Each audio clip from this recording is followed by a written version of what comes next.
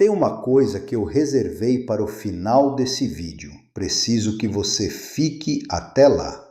Porque o quinto erro que os pais crentes cometem não tem nada a ver com o filho. Tem a ver com a própria oração. E quando eu te mostrar o que Santa Faustina Kowalska escreveu sobre isso, você vai entender por que tudo que você tentou até hoje pode não ter funcionado e o que fazer diferente a partir de agora. Me ouça com atenção. Você que está aqui nesse momento provavelmente passou anos rezando pelo seu filho. Levou na catequese, criou dentro da igreja, deu o exemplo que podia dar. E mesmo assim, em algum ponto do caminho, algo se partiu. E agora você olha para o filho que cresceu na fé e se pergunta em silêncio, talvez de madrugada, o que foi que aconteceu? O que foi que você fez ou deixou de fazer?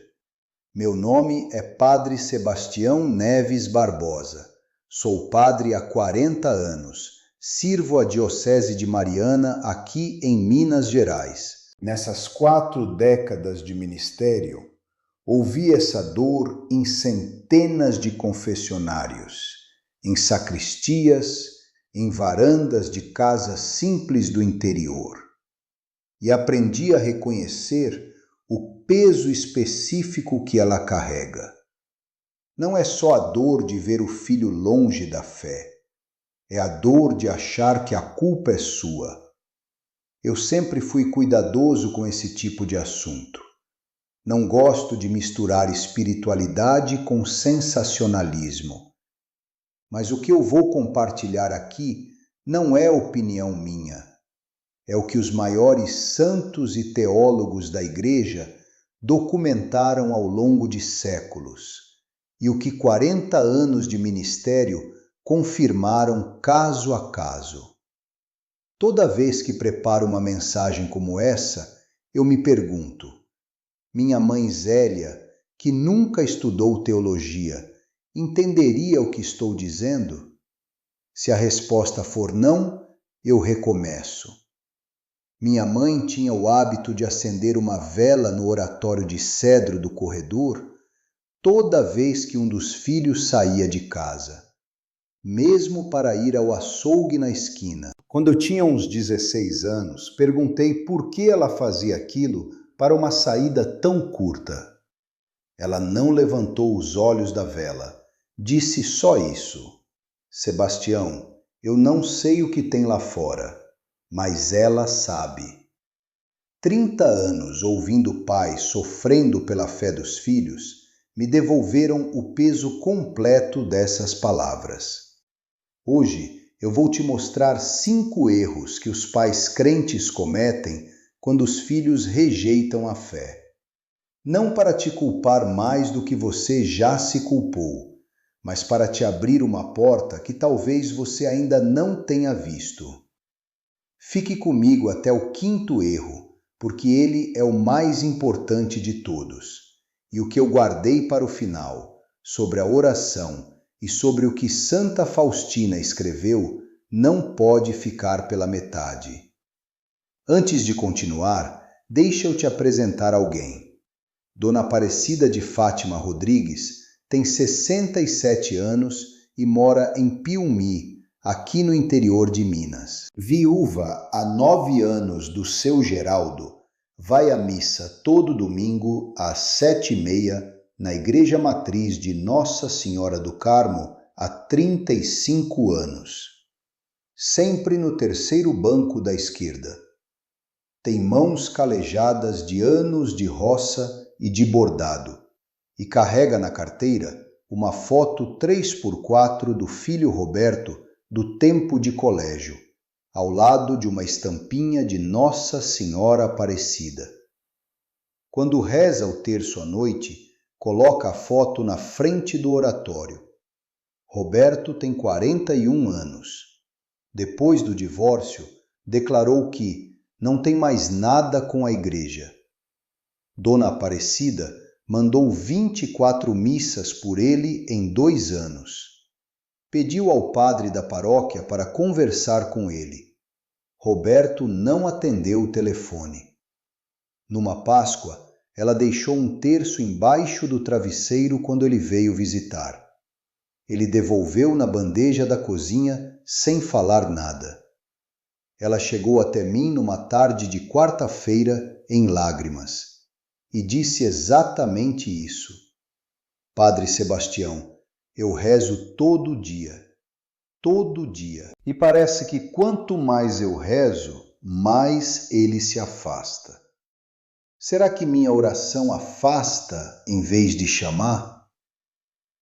Essa pergunta me gelou o sangue, porque eu já a tinha ouvido antes, e porque a resposta, quando ela vem, muda tudo.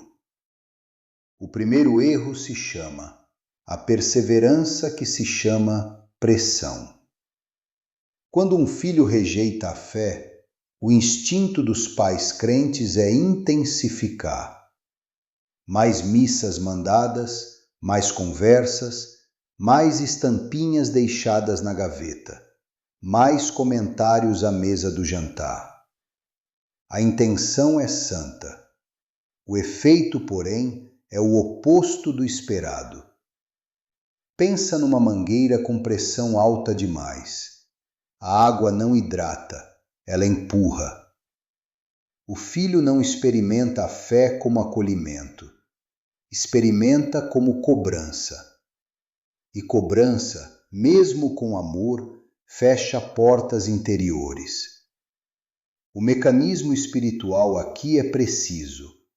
São João Paulo II, na encíclica Veritatis Splendor, de 1993, no capítulo 1º, parágrafo 34, escreveu que a resposta à chamada de Deus é sempre um ato de liberdade. Sempre. E que nenhuma força humana pode substituir essa liberdade sem destruir a própria essência do ato de fé. Em 40 anos de ministério, observei um padrão que se repete. Os filhos que retornam à fé raramente citam uma conversa que os convenceu. Quase sempre citam um momento de silêncio. Um pai que parou de cobrar e começou a acolher. Uma mãe que trocou o sermão pelo abraço. Você vai pensar, mas padre, se eu parar de falar, parece que estou aceitando a situação. Eu entendo esse pensamento e entendo de onde ele vem. Mas deixa eu te mostrar o que Santa Mônica, mãe de Santo Agostinho, fez durante 17 anos. Ela não parou de lutar. Ela parou de falar com o filho e começou a falar com Deus. E foi exatamente esse silêncio materno que preparou o terreno para a maior conversão da história da Igreja. O segundo erro, o amor que se chama vigilância. Existe um erro mais sutil que a pressão direta, e por ser sutil é mais perigoso. É a vigilância disfarçada de amor. Verificar se o filho foi à missa. Perguntar indiretamente sobre a fé dele por meio de outros familiares. Monitorar se ele está se afastando mais ou dando sinais de retorno. Esse padrão funciona como uma cerca erguida tijolo por tijolo, com a melhor das intenções. Mas o filho sente como prisão, não como proteção. Espiritualmente, a vigilância constante comunica uma mensagem que nunca foi dita em voz alta. Eu não confio em Deus com você. Preciso fazer o trabalho dele. E essa desconfiança profunda, transmitida sem palavras, é percebida pelo filho com uma clareza surpreendente. Padre Jacques Philippe, sacerdote da comunidade das Beatitudes e autor do livro A Liberdade Interior, obra recomendada por São João Paulo II, escreveu que a maior forma de controle espiritual que os cristãos exercem uns sobre os outros é a ansiedade que se apresenta como zelo.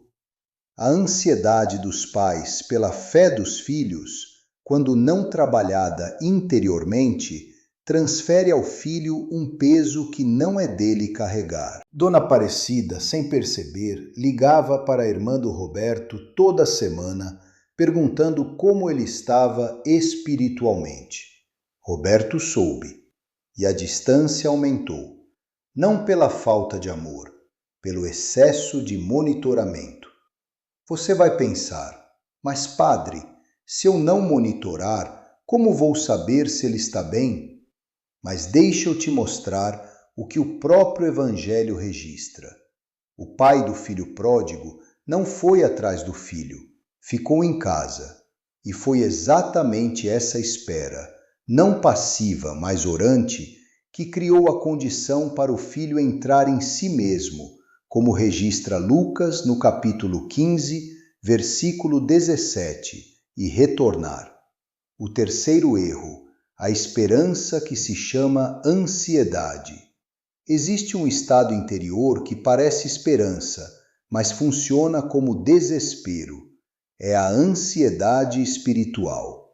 Você acorda e o primeiro pensamento é o filho. Você vai à missa e já está rezando por ele antes de a missa começar. Você lê uma mensagem qualquer e ela te lembra dele.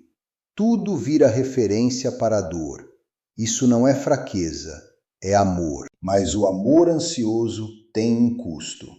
Ele consome a paz que deveria ser sua testemunha mais silenciosa e mais poderosa diante do Filho. São José Maria Escrivá, fundador do Opus Dei e canonizado por São João Paulo II em 2002, escreveu que a paz interior não é prêmio reservado aos que resolveram todos os problemas.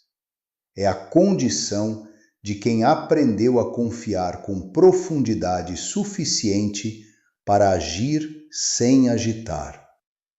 A agitação, mesmo quando vem de amor, fecha o coração do filho antes de qualquer palavra ser dita.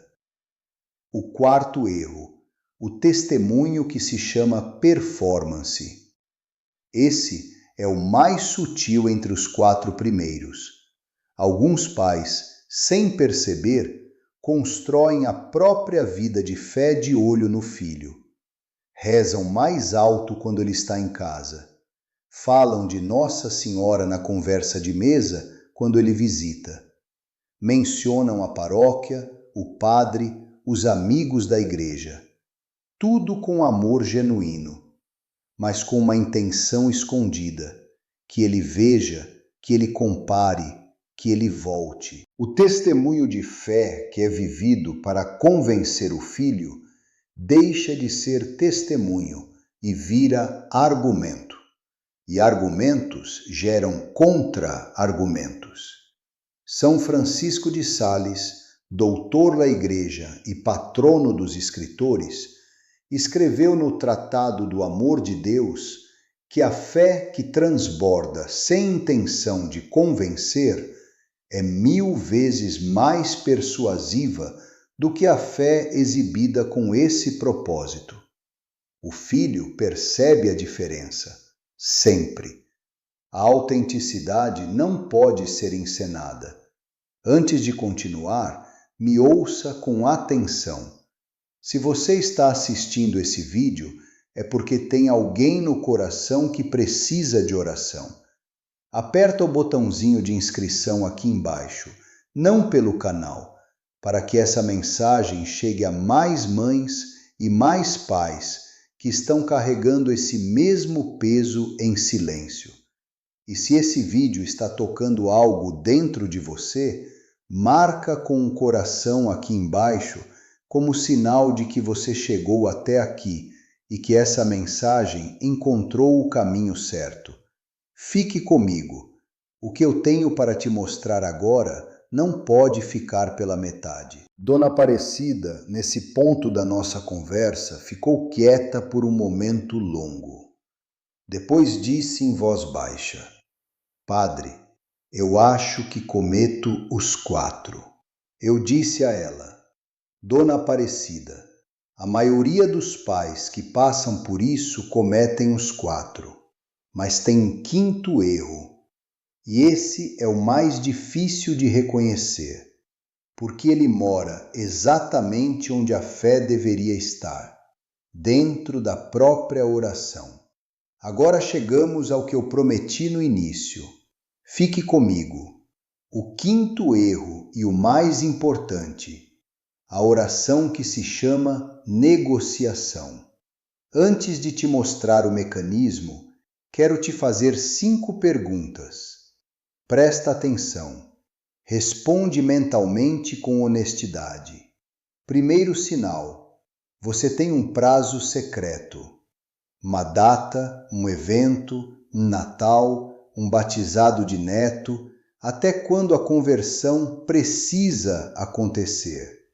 Talvez nunca tenha dito em voz alta, mas existe um prazo dentro de você.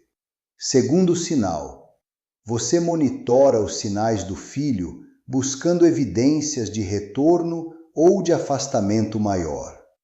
E seu estado emocional oscila conforme o que encontra. Um domingo ele pareceu mais tranquilo e você ficou esperançosa. Na semana seguinte, ele disse algo e você ficou dias pesada.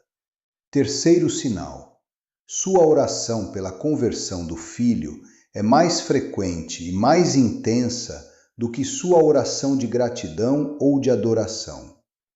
A dor pelo filho ocupa mais espaço no coração do que a paz de Deus. Quarto sinal: você já fez promessas condicionais a Nossa Senhora ou a santos. Se acontecer, eu faço. E já renovou essas promessas mais de uma vez sem resultado percebido. Quinto sinal, e esse é o que ninguém diz em voz alta. Nos momentos mais honestos, você já se perguntou em silêncio se Deus realmente está ouvindo. Não porque duvidou de Deus, mas porque seu amor pelo filho ficou maior do que sua confiança no amor de Deus pelo mesmo filho. Se você se reconheceu em 3 ou mais desses sinais, essa revelação é diretamente para você. Muitos pais crentes rezam pela conversão do filho, e essa é uma oração santa e necessária. Mas ao longo dos anos, essa oração vai sofrendo uma transformação silenciosa. Deixa de ser entrega e vira negociação. Senhora, se o meu filho voltar à igreja, eu vou ao santuário descalça. A oração de negociação não é falta de fé. É o último recurso de quem já tentou tudo e está desesperado. Mas espiritualmente, ela comunica a Deus uma mensagem não dita. Eu sei o que meu filho precisa melhor do que o Senhor. E essa postura, por mais dolorosa que seja de reconhecer, fecha a mão que deveria estar aberta para receber. Pensa numa mão fechada tentando receber água. A água escorrega pelos lados. A mão precisa se abrir. Santa Teresa de Ávila, doutora da Igreja e reformadora do Carmelo no século XVI, escreveu no capítulo 32 do Caminho da Perfeição que a oração verdadeira começa quando deixamos de dizer a Deus o que queremos e começamos a perguntar o que Ele quer. Ela distingue com precisão a oração que apresenta um projeto humano a Deus, por mais santo que seja, da oração que se abre ao projeto de Deus, que frequentemente ultrapassa tudo que pedimos. Você vai pensar: Padre, entregar parece desistir. E eu entendo de onde vem esse pensamento. Mas deixa eu te mostrar o que Santa Faustina Kowalska registrou no Diário da Misericórdia Divina. Jesus lhe disse que as almas mais difíceis de alcançar são justamente aquelas cercadas por tanto amor humano ansioso que não ouvem mais a voz dele. Entregar não é desistir, é fazer silêncio para que a voz de Deus seja ouvida onde a sua não chega. Agora, as 5 instruções práticas. Preciso que você ouça cada uma até o final. Primeira instrução. Durante os próximos 30 dias, estabeleça a regra do silêncio ativo. 0 menção direta ou indireta à fé nas conversas com o filho. Cada impulso de mencionar vira uma Ave Maria em silêncio. Você não está desistindo. Você está intercedendo com um único idioma que atravessa as paredes que a palavra não atravessa mais. Segunda instrução. Cancele a vigilância espiritual. Se você pergunta por terceiros sobre a vida espiritual do filho, pare hoje. Substitua essa energia por um ato de confiança deliberado. Escreva numa folha de papel o nome do filho. Coloque dentro da Bíblia no Salmo 22 e deixe. Isso é o que ninguém te diz. Às vezes, o maior ato de amor é soltar o controle que nunca foi seu. Terceira instrução, e essa é contraintuitiva. Revise suas promessas condicionais. Se você tem promessas do tipo, se acontecer, eu faço, resolva-as agora independentemente do resultado. Cumpra a promessa como ato de amor gratuito, não como moeda de troca. Isso libera a oração do peso da negociação e devolve a ela a leveza da confiança. Quarta instrução. Toda noite, antes de dormir, pronuncie o nome do filho em voz alta e diga estas palavras exatas. Senhor, ele é seu antes de ser meu. Eu o coloco em suas mãos hoje. Não como pedido, mas como confiança. Faça nele o que eu não consigo. Eu saio do caminho. A segunda parte, eu saio do caminho, é a mais difícil e a mais necessária. O que muda? A oração deixa de ser fonte de ansiedade e passa a ser fonte de paz. E essa paz é percebida pelo filho com a mesma clareza com que ele percebia a vigilância. Quinta instrução, a mais difícil e a mais transformadora. Por 21 dias consecutivos, antes de rezar pelo filho, passe 5 minutos rezando somente de gratidão, sem pedidos, sem menção ao filho. Só gratidão pelo que Deus já fez na sua vida. Isso não é abandono, é realinhamento. É voltar a ser filho antes de ser pai. E quem volta a ser filho de Deus com profundidade, transmite ao filho humano algo que nenhuma palavra consegue transmitir. A certeza de que há um amor maior do que o seu e que esse amor não desistiu. Santa Faustina Kowalska registrou no Diário da Misericórdia Divina, parágrafo 1777, uma locução interior de Jesus Cristo. Quanto mais uma alma confia, tanto mais receberá. A confiança que eu te convido a exercer não é resignação, É a forma mais ativa de amor que você pode exercer quando o amor humano chegou ao seu limite. 3 meses depois de nossa conversa, Dona Aparecida voltou até mim. Estava diferente, não resoluta, mas leve. Me contou que Roberto havia ligado do nada para contar de um problema de saúde. Não falou de fé, não perguntou sobre a igreja, só ligou, e ela simplesmente ouviu. Depois me disse com os olhos cheios d'água: Padre, foi a primeira vez em anos que eu só fui mãe. Não fui catequista. Essa frase ficou comigo, porque ela carrega tudo. Deus não pediu que você convertesse o seu filho.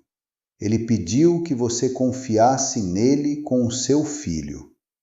Você ainda pode fazer algo. E esse algo começa dentro de você antes de aparecer nele. A mudança mais profunda não é a que você provoca, é a que você permite. Há tempo.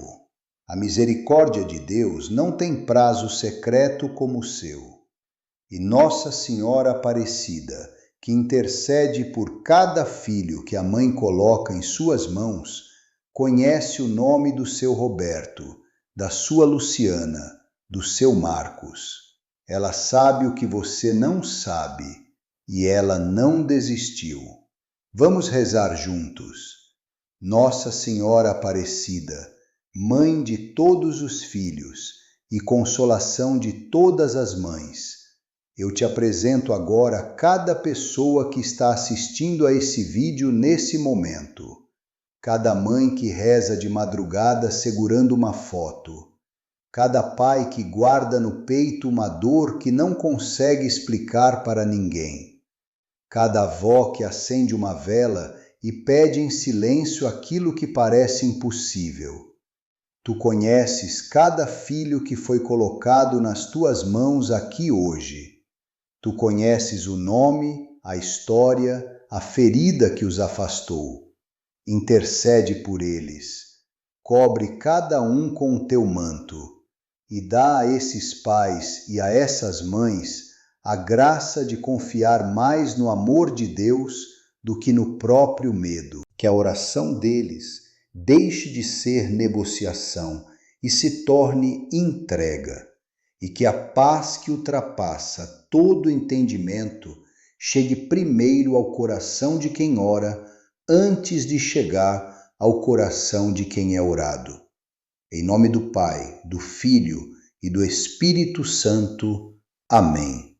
Que Deus te abençoe, que Nossa Senhora Aparecida te cubra com o manto dela e que você durma essa noite um pouco mais leve do que estava antes de começar esse vídeo. Se esse vídeo tocou algo que você carregava há muito tempo, não deixa ele acabar aqui dentro de você. Marca com um coração aqui embaixo. É o seu amém para tudo que foi dito. E manda para aquela mãe, aquele pai, aquele avô que você conhece e que está sofrendo sozinho com a mesma dor. Isso é o que ninguém te diz. Às vezes, a graça que você recebeu hoje foi preparada para chegar até outra pessoa através de você. Que Nossa Senhora Aparecida guarde cada filho que foi colocado nas mãos de Deus aqui hoje. Pode ir em paz.